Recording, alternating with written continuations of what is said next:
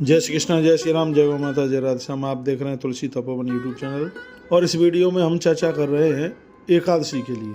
अब की बार आश्विन मास के कृष्ण पक्ष में पड़ने वाली एकादशी जिसका नाम है इंदिरा एकादशी। आइए इसकी व्रत कथा सुन लेते हैं। और याद रहे, एकादशी के दिन एकादशी की कथा सुनने से 1000 गायों के गोदान के बराबर पुण्य प्राप्त होता है, ऐसा ग्रंथ में लिखा है। आइए कथा शुरू करते हैं। युधिष्ठिर ने कहा, कथयस प्रसादेन ममात्रे मधुसूदन ईशस्य कृष्ण पक्षेतु किम नाम एकादशी भवेत। युधिष्ठिर कहते हैं कि हे प्रभु, हे भगवान, आप कृपा करके मुझे बताइए आश्विन मास के कृष्ण पक्ष में पड़ने वाली एकादशी का नाम क्या है, ये मैं आपसे पूछना चाहता हूँ। श्री कृष्ण वाच, भगवान कृष्ण कहते हैं, आश्विनी कृष्ण पक्षेतु इंद्रा नाम था तस्याव्रत प्रावेण महापापम प्रणश्यति। भगवान बोले, आश्विनी के कृष्ण पक्ष में पड़ने वाली एकादशी का नाम इंदिरा एकादशी है। इसके व्रत के प्रभाव से महापाप नष्ट हो जाते हैं। यह अधोगति में जाने से व्यक्ति को बचा लेता है, यह व्रत एकादशी का।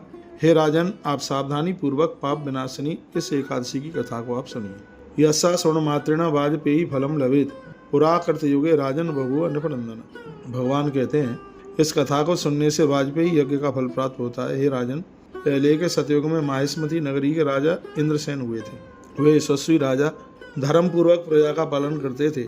माहिष्मती वही है जिसे आज मंडला कहते हैं। तुलसीवन आश्रम ने इस मंडला में भी तुलसी तपोवन गौशाला का निर्माण किया है। माँ नर्मदा के किनारे पर बरसी हुई इसी नगरी की कथा का वर्णन किया है।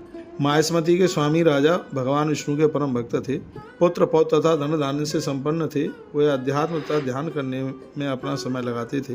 वह मुक्ति प्रदान करने वाले भगवान गोविंद के नामों का हमेशा वह जप किया करते थे। एकस्मिन् दिवसे रागी सुखासीने सदुगते अवतीर्याः गमतस्तत्र यमरात नारदो मुनि। एक दिन की बात थी, वर्णन किया गया। एक दिन राजस्व पूर्वक अपनी सभा में बैठे हुए थे, तभी अचानक आकाश मार्ग से नारद जी उतरते हुए दिखाई दिए। उनको आते हुए देख करके राजा ने खड़े होकर हाथ जोड़कर उन्हें वंदन प्रणाम किया, उनका पूजन किया, आसन पर बिठाया। तत्पश्चात बैठे हुए देवर्षि नारद जी ने राजा से शब्द कहे। मुनि ने क्या कहा? कुशलम तब राजेंद्रम सप्तशृंगेषु वर्तते। मुनि ने कहा, राजन, आपके राज्य के 7 अंगों में कुशल तो है ना? आपकी धर्म में बुद्धि तथा भगवान विष्णु की भक्ति में प्रेम है ना? देवर्षि के इस वचन को सुनकर के राजा ने उनसे कहा, हे देवर्षि, आपकी कृपा से मेरा हर प्रकार से समाचार ठीक है, मैं कुशल हूँ। आज आपका दर्शन करके और ज़्यादा अच्छा हो गया है। आज मेरे सारे यज्ञ सफल हो गए। आपके दर्शन करने मात्र से अध्याकृत क्रिया सर्वा सफलास्तव दर्शनात्। आपके दर्शन मात्र से मुझे कई यज्ञ करने का फल प्राप्त हो गया।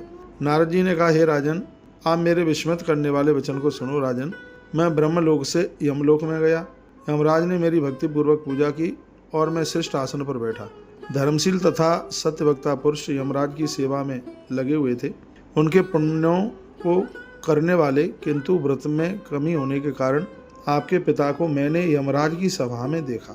ये बात, सभायाम श्राद्ध देवस्य मया दृष्टा पिता तव।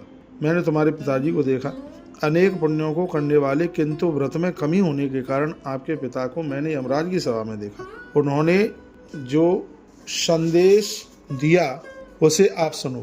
उन्होंने कहा, ये ब्राह्मण माहिष्मती के प्रख्यात राजा इंद्रसेन से आप जाकर के कह देना कि पूर्व जन्म में मैंने किसी पाप के कारण इतना बड़ा अपराध कमा लिया है कि मैं आज यमराज के यहाँ पर हूँ। उसे बोल देना, हे पुत्र, इंदिरा एकादशी के व्रत से उत्पन्न पुण्य को मेरे लिए वो समर्पित कर दे तो मैं स्वर्ग चला जाऊँगा। इस तरह से कहने के कारण आपको समाचार देने के लिए मैं यहाँ आया हूँ। ये बात कही गई। पितु स्वर्ग कृते राजन इंदिरा व्रतमाचरम तेन व्रत प्रावेण स्वर्गम न्यासत ते पिता। तुम्हारे पिताजी इंदिरा एकादशी के प्रभाव से स्वर्ग चले जाएंगे। नारद जी ने कहा, हे राजन, मैं आपको इस व्रत की विधि बताता हूँ, उसे सुनो। आश्विन मास के कृष्ण पक्ष की 10वीं तिथि को प्रातः स्नान श्रद्धा पूर्वक स्नान करना। उसके बाद दोपहर की वेला में सावधानी पूर्वक फिर स्नान करें। पितरों को प्रसन्नता के लिए श्राद्ध करें 10वीं के दिन। फिर दिन में एक बार भोजन करके रात्रि में धरती में सोएं।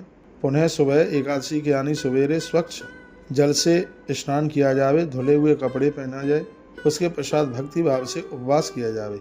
हे पुंडरीकाचार्य, निराहार रहकर सभी भोगों का परित्याग करके मैं आपका व्रत कर रहा हूँ, ऐसी भगवान से प्रार्थना की जाए। सो भोक्षे पुंडरीकाचा शरणम में भाक्षता इत्येवं नियमं कृत्वा मध्याह्न समय तथा। भगवान को ऐसी प्रार्थना की जाए। इस तरह से नियम करके दोपहर की वेला में सालराम शिला के समक्ष विधि पूर्वक भगवान को स्नान कराया जाए शंख से, फिर धूप तथा चंदन आदि से भगवान ऋषिकेश की पूजा की जाए। रात्रि में भगवान के निकट जागरण किया जाए। फिर द्वादशी तिथि को यानी एकादशी के बाद यानी 29 तारीख को सुबह होने पर श्री भगवान की पूजा करने से पहले व्रत का पारण किया जाए। गेहूं के चूर्ण से, गेहूं के आटे से और दूध में चावल डाल करके खीर पका करके ब्राह्मणों को जिवाया जाए। यव, तिल, गेहूं, चना ये इस श्राद्ध में बहुत बड़ा पवित्र माना गया है।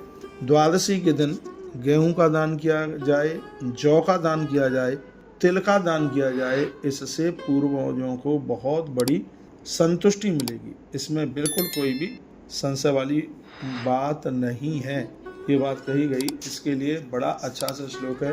गौ धूम चूडरई यस श्राद्धम कृतम वेद्यम कृतम भवेत एवई व्रीहि तिलई आसई गो धूमई सर्वकश तथा। ऐसे श्लोक में इन चीज़ों का नाम दिया गया है। इतनी चीज़ों का दान किया जाए। ब्राह्मणों को भोजन करा के दक्षिणा प्रदान करें। उसके बाद बंधु बांधव द्वय तथा पुत्र आदि के साथ मौन होकर के फिर भोजन करें द्वादशी को। हे राजन, इस विधि से आप इस व्रत को करते हैं तो आपके पितृगण विष्णु लोक के चले जाएंगे, विष्णु लोक को चले जाएंगे। हे राजन, क्या कहा? इत्युक्त्वा नपतिम राजन मुनिरत्र दीयता यथा राजा चकारा व्रतम उत्तम। यदि इस विधि के साथ व्रत हो गया तो आनंद हो जाएगा। अपनी पत्नियों के साथ तथा पुत्र एवं नौकर चाकरों के साथ राजा ने व्रत किया तो आकाश से फूलों की वर्षा हुई। राजा के पिता गरुण पर सवार होकर भगवान के लोक को जा रहे थे। राजा इंद्रसेन भी अकंटक राज्य करने लगे। अपने पुत्र को राज्यगति प्रदान करते हुए अंत में वो भी स्वर्ग के लिए चले गए। मैंने आपके समक्ष इंदिरा एकादशी व्रत का मातम्य सुनाया। कृष्ण कहते हैं, राजन, इस मातम को पढ़ने और सुनने से मनुष्य सभी पापों से मुक्त हो जाता है। इस लोक में सभी भोगों को भोग करके वह दीर्घ काल तक भगवान विष्णु के लोक में जाता है। पठना श्रवणाद राजन सर्व पापी प्रमुच्यते भोक्तई निखलान भोगाई विष्णु लोकम वसिक्षितम। जय जय श्री पदम महापुराणे पंचावसाद सहस्रम संहितायां षष्ठे उत्तरखंडे उमा पुनर संवादे आश्वनी कृष्ण इंदिरा एकादशी मातम्यम नागलोक षष्ठीतोध्याय। तो यह है, हमने आपको एकादशी की कथा सुना दी। इंदिरा एकादशी जो हर प्रकार से ताप प्रताप संताप को दूर करने वाली है। इस एकादशी का व्रत करने का फल आपको पूरा मिले। अगली वीडियो में हम पारण का टाइम बता रहे हैं। बहुत बहुत धन्यवाद, वीडियो आपने पूरा सुना। इस वीडियो को आगे जरूर भेजिए जिससे और भी भक्त लोग लाभान्वित हो सकें। इन्हीं शब्दों की जय श्री कृष्ण, जय श्री राम, जय जय गौ माता, जय राधे श्याम। हर हर महादेव, घर घर महादेव।